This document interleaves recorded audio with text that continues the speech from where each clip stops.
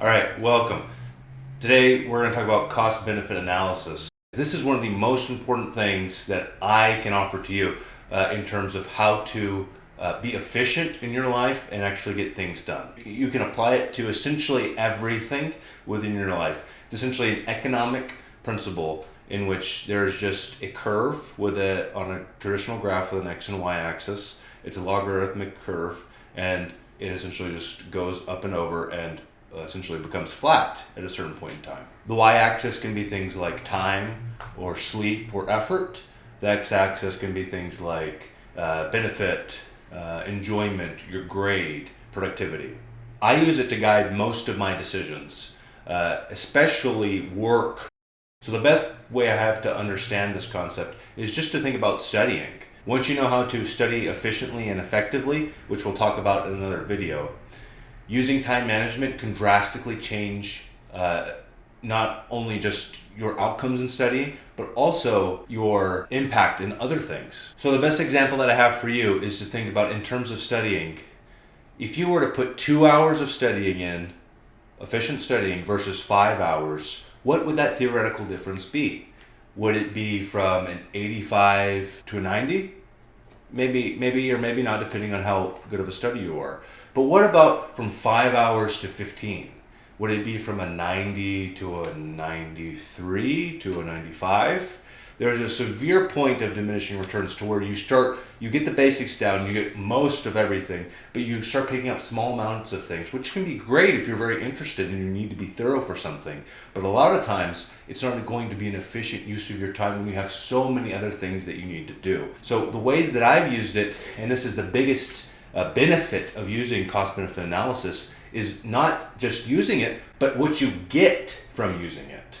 So in that previous example, if I studied 2 hours, got an 85 versus 5 hours and got a 90, I was always fine with my minimum grade in medical school was to get an 85. I was happy with that, and so I was like, all right, guess what? I've got 3 hours.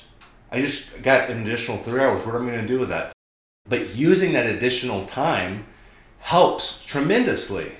You can also use it just for your own personal gain. You can sleep, go exercise, spend time with family and friends. This has the potential to make things flexible, and so it's really useful in that way too. Now, one of the critical points of using the cost-benefit analysis is to understand that there's always a point of diminishing returns. Okay, that's represented with the red circle here, and what that is that once you hit that line, it essentially you flatten out on the curve. So for every hour, every extra rep, every hour lost of sleep or whatever, you get a smaller and smaller amount of return, which really is essentially useless. Okay, so you don't really want to go past that part of diminishing returns, because what you're putting in isn't necessarily worth what you're getting out. You also need to understand relationships do not follow the cost-benefit analysis curve. There is no point of diminishing returns. There is no point of, if I put this in, I get this. It's a ebb and flow, and you need to realize that. But all in all, the purpose of having time management, or rather cost-benefit analysis, and using it for time management and aiding that, is to alleviate your stress, increase your productivity, enhance efficiency, etc. All the buzzwords you want to throw at it. It will make you do better in work and in life. It will make your brain think differently. Now, this might take some time to transition, but you can always just think about, if I do this, what do I get out of it? Is this really worth me putting in 10 hours or losing an hour of sleep or going to the gym after a hard day's work? For example, today, I just had a long day at clinic. I was kind of tired when I got home. I had a cup of coffee. I sat down. I've got a test coming up for my in-service. I said, I need to study. I'm going to do a couple hours. So I just did 2 hours of studying where I was focused. I knew that I could get some work done. I could learn. And when I felt that drag, I felt, I'm tired. I said, I can't do anymore.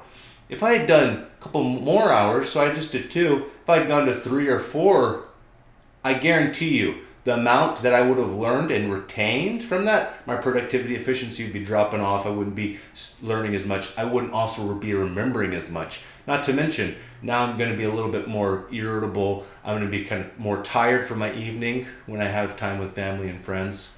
You can't always just Get as much out as you want at every single given time. You have to hold some in reserve. You have to use your time efficiently so you can have a balanced life. The cost-benefit analysis is a supplement. It's a tool that you can use to help achieve a balanced life. You have to use it and you have to tailor it in a way that's unique to you and your circumstances and what you want out of life. So for instance, say you wanted to get AOA. This is a very prestigious National Medical Honor Society. In order to get that, you have to get grade honors, clinical honors, etc. Do all these things, pre-clinical honors.